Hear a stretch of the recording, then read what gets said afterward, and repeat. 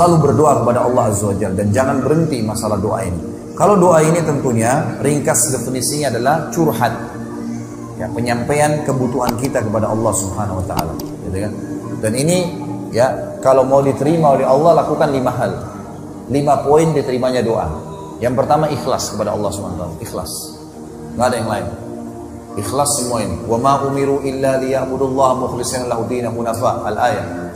Allah tidak perintahkan mereka kecuali untuk mengikhlaskan. Jangan karena riya, jangan karena mau dipuji, jangan karena terpaksa, jangan karena rutinitas, memang karena ikhlas kepada Allah SWT. Dan di sini kata Nabi SAW, ya, kenalilah Tuhanmu di waktu kamu lagi senang, dia akan kenali kamu pada saat kamu lagi susah. Jadi walaupun kita lagi sehat, minta.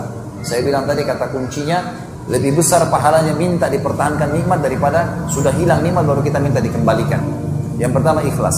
Yang kedua, ya, tidak tergesa-gesa dalam ucapan lisan dan dalam menunggu proses penerimaannya. Kata Nabi SAW dalam hadis Bukhari Muslim, yustajabu li ahadikum ma lam ya'jal. Pasti diterima seseorang di antara kalian permintaannya selama tidak tergesa-gesa.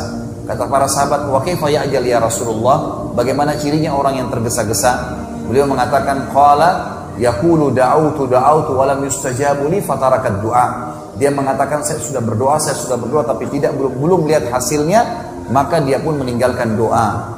Yang ketiga adalah menjauhi makanan, minuman, pakaian haram. Kata Nabi SAW dalam hadis Bukhari, seseorang yang rambutnya berantakan, bajunya kotor, tidak pakai alas kaki, mengatakan, ya Allah berikan, ya Allah kasih, tapi Allah tidak berikan. Bagaimana Allah bisa kasih sementara makanan, pakaian, minumannya haram? Nggak boleh. Yang keempat, tidak meminta yang haram. Dia sendiri tidak minta yang haram, ya, dan tidak berdoa di tempat yang haram. Ini yang keempat. Jadi misal tidak bisa orang bilang ya Allah berikan saya rezeki karena saya mau berzina, misal, atau dia ya meminta di tempat-tempat yang haram, syirik, meminta-minta kepada jenazah yang sudah mati, di pohon yang dianggap keramat, ini semua tidak diterima oleh Allah Subhanahu wa taala. Kalaupun ada yang datang kepada dia itu bukan hasil doanya, tapi rezeki yang sudah tercatat untuknya tadi. Jadi tidak ada hubungannya sama perbuatan syiriknya. Dan yang terakhir, yang kelima, maksimalkan waktu diijabahnya doa. Ada antara azan dan iqamah, sepertiga malam, pada saat hujan turun, musafir, ya. Kemudian orang yang terzalimi, pada saat perang sedang berkecamuk. Ini semua waktu-waktu mustajab doa. Orang-orang yang sedang haji di Masy'aril Haram, di Arafah, Nabi SAW berdoa dari habis asar sampai terbenam matahari. Ini semua waktu-waktu yang memang digunakan untuk berdoa kepada Allah Subhanahu wa taala. Alhamdulillah wassalatu wassalamu ala Rasulillah. Cuma itu saja. Tahmid dan salawat langsung sampaikan. Ya Allah, zat yang pemberi rezeki, berikanlah rezeki kepadaku. Ya Allah, zat yang penyembuh, sembuhkan penyakitku. Ya Allah, karuniakan keturunan. Ya Allah, ya Allah, ya Allah. Dan kata Nabi SAW, kalau Allah mendengar doa yang indah dari seorang hamba, bagus sekali.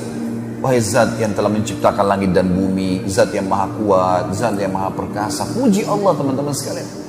Puji Allah, tanamkan itu dalam hati supaya imannya bertambah. Sebagian ulama salaf kalau berdoa di malam hari sujud, dia mengatakan, ya Allah, zat yang mengizinkan aku meletakkan dahiku di tanah, zat yang mengizinkan aku menghirup udara, oksigen sehingga aku bisa bernafas, zat yang memudahkan lisanku mengeluarkan kalimat-kalimat ini, zat yang memudahkan aku untuk berdoa dan dia menjanjikan untukku jawaban.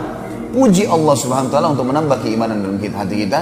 Ya Allah, sebagaimana Engkau izinkan aku sujud di malam ini, aku mengucapkan doa-doa ini, kabulkanlah permintaanku. Ya Allah, kalau aku sakit sembuhkan, kalau aku lagi miskin kayakan, kalau aku lagi butuh penuhi, seterusnya.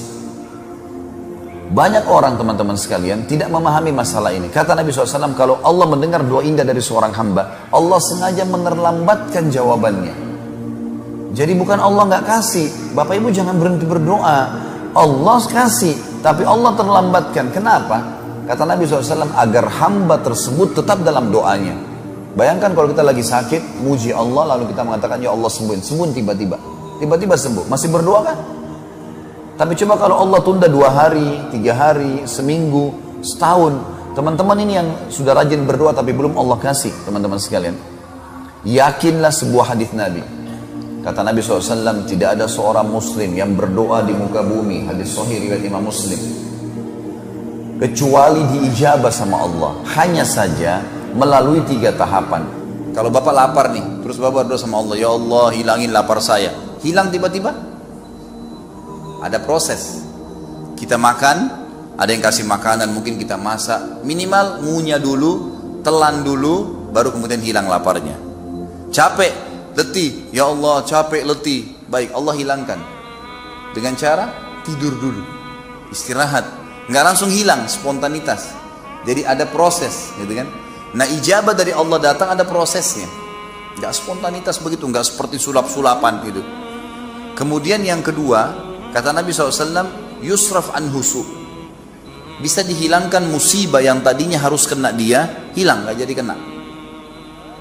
Kita nggak tahu nih, bisa saja mungkin ada sesuatu memang yang akan orang niat jahat, orang niat buruk, Allah Subhanahu Wa Taala hilangkan musibah itu dengan doanya. Tapi ini tidak lepas dari takdir ya.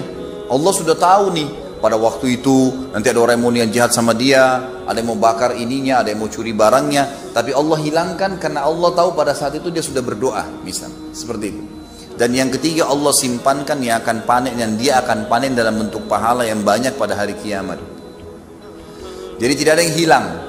Akan datang beberapa orang pada hari kiamat nanti diberikan pahala bergunung-gunung. Lalu mereka berkata kepada para malaikat yang memberikan, dari mana ini? Kami kayaknya nggak tahu pahala apa ini.